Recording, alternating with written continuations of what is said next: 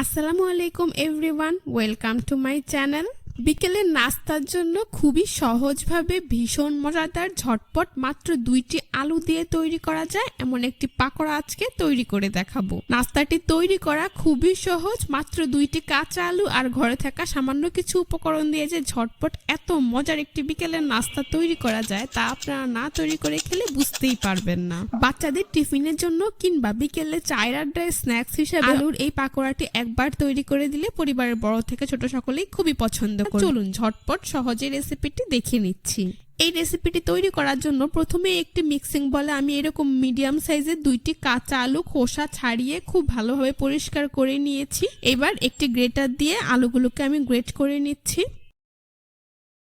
কিছুটা চিকন গ্রেটার দিয়ে আমি আলুগুলোকে গ্রেট করে নিচ্ছি। আপনারাও চেষ্টা করবেন এইরকম চিকন গ্রেটার দিয়ে আলুগুলোকে গ্রেট করে নিতে। এতে করে নাস্তাগুলো খুব দ্রুত সেদ্ধ হয়ে যাবে আর নাস্তাটা খেতেও খুব ভালো লাগবে। দেখতেই পাচ্ছেন আমার একটি আলু গ্রেট করা হয়ে গিয়েছে। এবার অন্য আলুটিকেও আমি একইভাবে গ্রেট করে নিয়েছি। তো আমার 2টি কাঁচা আলুই খুব ভালোভাবে গ্রেট করা হয়ে গিয়েছে। এবার একটি বড় গাজরের অর্ধেকটা কেটে এইভাবে খোসা ছাড়িয়ে পরিষ্কার করে নিয়েছি। এখন গ্রেটার দিয়ে আলুর মতো করে গাজরটাকেও গ্রেট করে নেব। আশা করি আপনারা দেখেই বুঝতে পারছেন। তো আমি গাজরটাকে একইভাবে চিকন গ্রেটার দিয়ে গ্রেট করে নিয়েছি।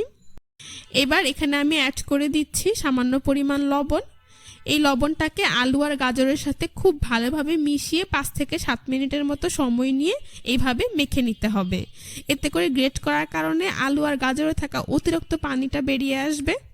দেখতেই পাচ্ছেন অতিরিক্ত অনেকটাই পানি বেরিয়ে এসেছে। এবার এখান থেকে পরিমাণ মতো আলু আর গাজরের মিশ্রণটা নিয়ে নিচ্ছি। তারপর হাত দিয়ে এভাবে চেপে খুব ভালোভাবে অতিরিক্ত পানিটাকে ঝরিয়ে নিচ্ছি। আপনারা একটু খেয়াল করলেই বুঝতে পারবেন কাজটা আমি ঠিক কিভাবে করছি। আপনারা চাইলে এই কাজটা যে কোনো পরিষ্কার সুতি কাপড় দিয়েও করে নিতে পারবেন। আমি এইভাবে হাত দিয়ে খুব ভালোভাবে চেপে আলু গাজরের অতিরিক্ত পানিটা ঝরিয়ে নিচ্ছি। তো এভাবে আমি সবটুকু আলু গাজরের মিশ্রণ খুব ভালোভাবে চেপে এগুলো থেকে অতিরিক্ত পানিটা ঝরিয়ে নেব। দেখতেই পাচ্ছেন আমার আলু গাজরের মিশ্রণ থেকে খুব ভালোভাবে পানি ঝরানো হয়ে গিয়েছে। এখন নাস্তা তৈরির সুবিধার্থে এগুলোকে আমি একটি মিক্সিং বলে ঢেলে নিচ্ছি। আপনারাও এভাবে খুব ভালোভাবে আলু আর গাজর থেকে অতিরিক্ত পানিটা ঝরিয়ে নেবেন। তা না হলে কিন্তু নাস্তাটা পারফেক্টলি তৈরি করা যাবে না আর অতিরিক্ত পানির কারণে নাস্তার শেপটাও সুন্দরভাবে দেওয়া যাবে না। এবার আমি এর মধ্যে প্রথমে অ্যাড করে দিচ্ছি 1/4 কাপ পরিমাণ পেঁয়াজ কুচি, ধনিয়া পাতা কুচি দিয়ে দিচ্ছি 1 টেবিল চামচ পরিমাণ, কাঁচামরিচ কুচি দিয়ে দিচ্ছি 3 থেকে 4টি, আদা রসুন বাটা দিয়ে দিচ্ছি 1/2 চা চামচ পরিমাণ। তারপর এখানে আমি নিয়েছি 1/2 কাপ পরিমাণ এভাবে ছোট করে কাটা মুরগির মাংস। এইটা টোটালি অপশনাল, হাতের কাছে না থাকলে না দিলেও চলবে। দিয়ে দিচ্ছি স্বাদ মতো লবণ, হলুদের গুঁড়ো দিয়ে দিচ্ছি 1/4 চা চামচ পরিমাণ, লাল মরিচের গুঁড়ো দিয়ে দিচ্ছি 1/2 চা চামচ পরিমাণ, চাট মশলার গুঁড়ো দিয়ে দিচ্ছি 1/2 চা চামচ পরিমাণ। তারপর এখানে আমি ভাজা জিরার গুঁড়ো দিয়ে দিচ্ছি 1/2 চা চামচ পরিমাণ, ধনিয়ার গুঁড়ো 1/4 চা চামচ পরিমাণ আর গরম মশলার গুঁড়ো দিয়ে দিচ্ছি 1/4 চা চামচ পরিমাণ। এবার এই সবগুলো উপকরণ একসাথে খুব ভালোভাবে মিশিয়ে নিচ্ছি। কিছুটা সময় নিয়ে সবগুলো উপকরণ একসাথে খুব ভালোভাবে মিশিয়ে নিতে হবে।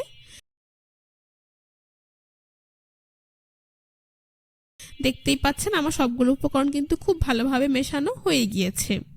এবার এখানে আমি নিয়েছি একটি ডিমটাকে একটা চামচ দিয়ে খুব ভালোভাবে ফেটিয়ে নিচ্ছি। তারপর এর থেকে অর্ধেকটা ডিম আমি এর মধ্যে দিয়ে দিচ্ছি। আপনারা চাইলে কিন্তু ডিম ছাড়াও একইভাবে নাস্তাটা তৈরি করে নিতে পারবেন, সেটাও খেতে অনেক বেশি মজার হবে। তো এবার এই অর্ধেক ডিমটাকেও আমি সবকিছুর সাথে খুব ভালোভাবে মিশিয়ে নিচ্ছি। মেশানো হয়ে গিয়েছে। ডিম দেওয়ার কারণে কিন্তু নাস্তাটা অনেকটাই ফ্লাফি হবে আর খেতেও অনেকটাই ভালো লাগবে। এবার প্রথমে নাস্তাটার বাইন্ডিংয়ের জন্য এখানে আমি দিয়ে দিচ্ছি 1/4 কাপ পরিমাণ চালের গুঁড়ো। আপনারা চাইলে এর পরিবর্তে কর্নফ্লাওয়ার দিতে পারবেন। আর দিয়ে দিচ্ছি 1/3 কাপ পরিমাণ বেসন। চালের গুঁড়ো আর বেসনটাকে আমি এই মিশ্রণটার সাথে খুব ভালোভাবে মিশিয়ে নিচ্ছি। কিছুটা সময় নিয়ে মেশালেই দেখতে পাবেন নাস্তা তৈরির জন্য একটি আঠালো পারফেক্ট মিশ্রণ এখানে তৈরি হয়ে যাবে। এবার আপনারা আপনাদের পছন্দ অনুযায়ী পাকোড়া শেপ দিয়ে, লম্বা ফিঙ্গারের শেপ দিয়ে কিংবা গোল বলের মতো করে নাস্তাগুলোকে তৈরি করে নিতে পারবেন। তো নাস্তাগুলো তৈরির জন্য প্রথমে এখানে আমি পরিমাণ মতো নাস্তার মিশ্রণ নিয়ে নিচ্ছি, তারপর হাত দিয়ে এভাবে খুব ভালোভাবে চেপে নিচ্ছি। এবার দু হাত দিয়ে ঘুরিয়ে এভাবে গোল বলের মতো করে আলতো করে চেপে চ্যাপটা করে দিচ্ছি। অনেকটা কাবাবের শেপ দিয়ে আমি নাস্তাগুলোকে তৈরি করে নিয়েছি, আশা করি আপনারা দেখেই বুঝতে পারছেন। দেখতেই পাচ্ছেন আমার একটি নাস্তা তৈরি করা হয়ে গিয়েছে, এখন এটাকে আমি একটি প্লেটে উঠিয়ে নিচ্ছি। এভাবে আমি সবগুলো নাস্তা তৈরি করে নেব। আপনাদের বোঝার সুবিধার্থে আরও একটি নাস্তা তৈরি করে আপনাদেরকে আমি দেখিয়ে দিচ্ছি। ঘরে থাকা 2 থেকে 3টে আলু আর গাজর দিয়ে কিন্তু চাইলে আপনারা একই উপায়ে কোনো রকম ডিম অথবা মাংস ছাড়াই এই নাস্তাটা তৈরি করে নিতে পারবেন, সেটাও কিন্তু খেতে অসম্ভব মজার হবে। রমজানের ইফতারিতেও কিন্তু আপনারা চাইলে কোনো রকম ঝামেলা ছাড়া এই রেসিপিটি তৈরি করে নিতে পারবেন। এভাবে আমি সবগুলো নাস্তা তৈরি করে নিয়েছি, এখন এগুলোকে আমি ভেজে নেব। সেই জন্য চুলায় একটি প্যানে পরিমাণ মতো তেল দিয়ে তা মিডিয়াম হিটে গরম করে নিয়েছি। এবার এই গরম তেল একে একে নাস্তাগুলোকে দিয়ে দিচ্ছি। সবগুলো নাস্তা দেওয়া হয়ে গেলে এবার চুলার আঁচ মিডিয়াম টু লোতে রেখে নাস্তাগুলোকে কিছুক্ষণ পর পর উল্টে পাল্টে গোল্ডেন ব্রাউন কালার এবং মুচমুচে করে ভেজে নিতে হবে।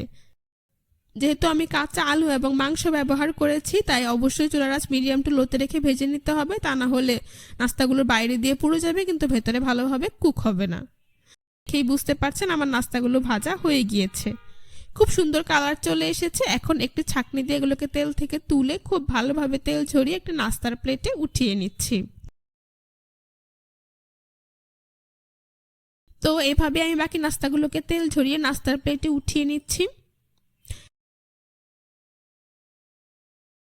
তারপর পরিবেশন করে আপনাদের দেখিয়ে দিচ্ছি। দেখতেই পাচ্ছেন নাস্তাগুলো দেখতে মাশাআল্লাহ কতটা সুন্দর হয়েছে, আর এটা খেতে কিন্তু তার থেকেও বেশি মজার এবং মুচমুচে হয়েছে।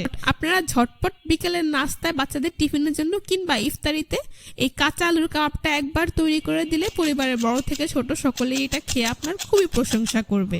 আশা করছি আজকের রেসিপিটা আপনাদের সবার কাছে ভীষণ ভালো লেগেছে। রেসিপিটি ভালো লেগে থাকলে অবশ্যই আমার চ্যানেলটি সাবস্ক্রাইব করবেন, পাশে থাকা বেল বাটনটি অন করে দিবেন। আর আছে আমার আজকের পর্বে মাত্র 1 কাপ পেঁয়াজ আর ময়দা দিয়ে খুবই সহজভাবে ভীষণ মজার পেঁয়াজের লেয়ার কাচুরি আজকে আপনাদের সাথে শেয়ার করব।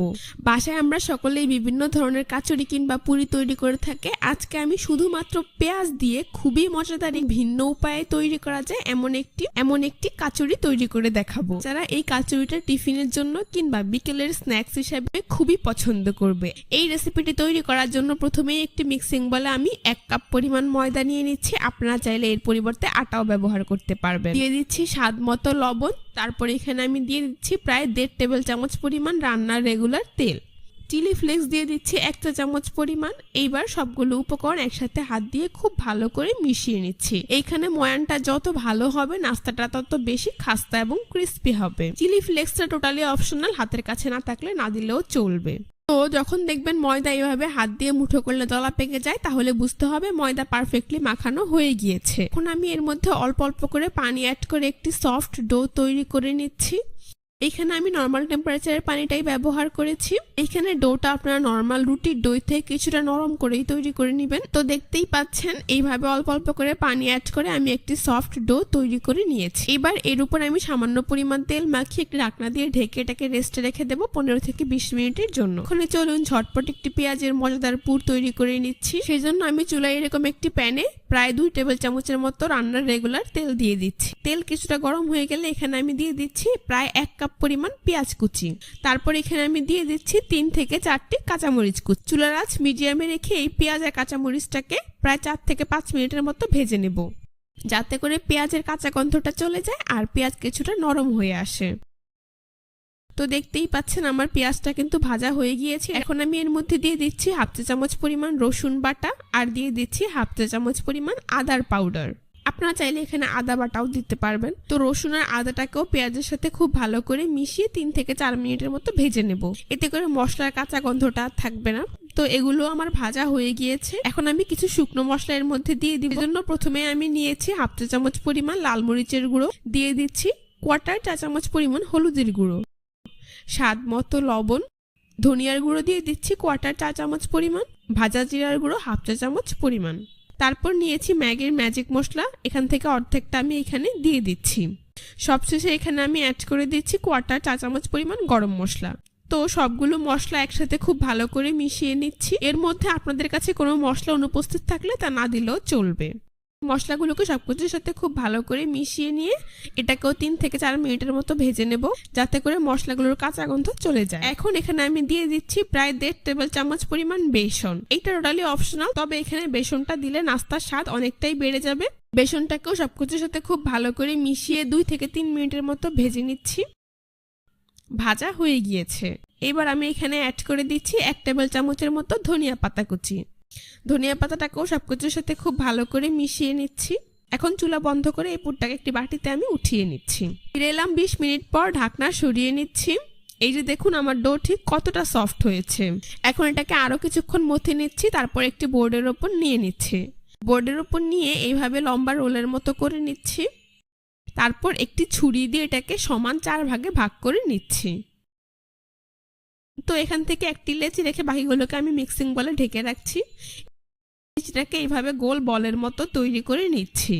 তারপর হাত দিয়ে এইভাবে চেপে চ্যাপটা করে উপরে পরিমাণ মতো ময়দা ছিটিয়ে দিচ্ছি। এইবার বেলুন দিয়ে বেলে মিডিয়াম পুরুত্বের একটি রুটি তৈরি করে নিচ্ছি। এখানে রুটিটাকে খুব বেশি পাতলা কিংবা খুব বেশি ভারী করার প্রয়োজন নেই, মিডিয়াম পুরু রেখে একটি রুটি তৈরি করে নিতে হবে।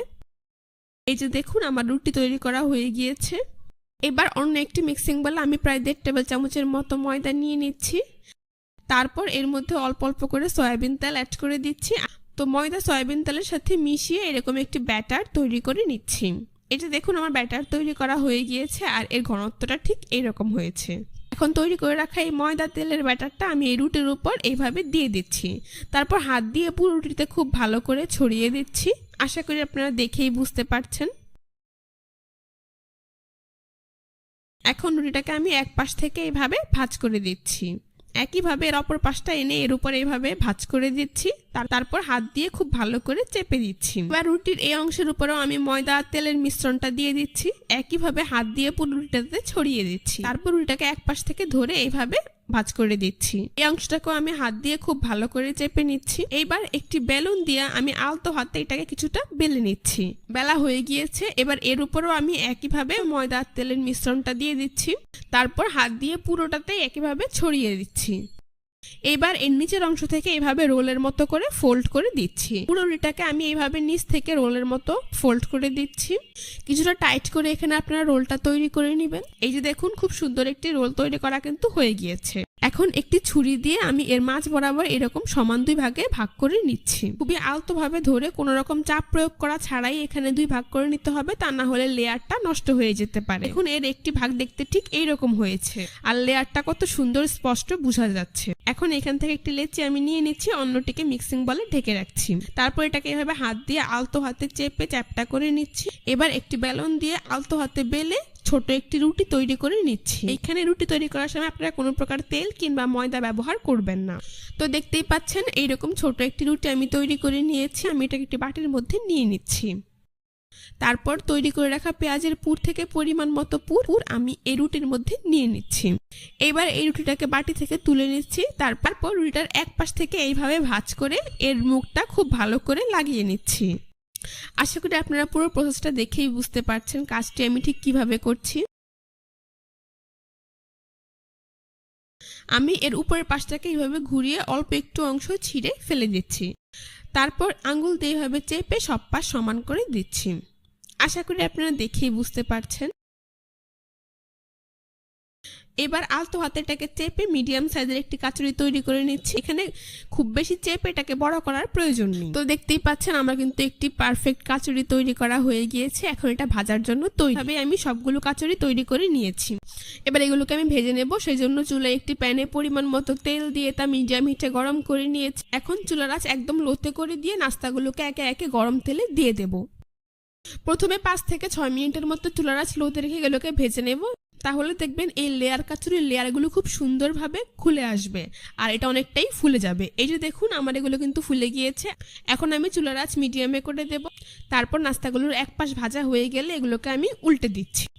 এই যে দেখুন আমার নাস্তাগুলো ভাজা হয়ে গিয়েছে, খুব সুন্দর কালার চলে এসেছে। এখন একটি ছাঁকনি দিয়ে আমি এগুলোকে তেল থেকে তুলে খুব ভালো করে তেল ঝরিয়ে একটি নাস্তার প্লেটে উঠিয়ে নিচ্ছি। বাকি নাস্তাগুলোকে আমি একইভাবে তেল থেকে তুলে খুব ভালো করে তেল ঝরিয়ে নাস্তার প্লেটে উঠিয়ে নিচ্ছি। তো আমার সবগুলো নাস্তাই কিন্তু ভাজা হয়ে গিয়েছে, এখন গরম গরম পরিবেশন করে আপনাদের দেখিয়ে দিচ্ছি। দেখুন নাস্তাগুলো দেখতে মাশাআল্লাহ কতটা সুন্দর হয়েছে, আর খেতেও হয়েছে অনেক বেশি মজাদার এবং মুচমুচে। একবার তৈরি করলেই দেখবেন পরিবারের বড় থেকে ছোট বিশেষ করে বাচ্চারা খুবই পছন্দ করবে। আশা করছি আজকের রেসিপিটা আপনাদের সবার কাছে ভীষণ ভালো লেগেছে। রেসিপিটি ভালো লাগলে অবশ্যই আমার চ্যানেলটি সাবস্ক্রাইব করবেন। আজ এই পর্যন্তই, সবাই ভালো থাকবেন, সুস্থ থাকবেন। আল্লাহ হাফেজ।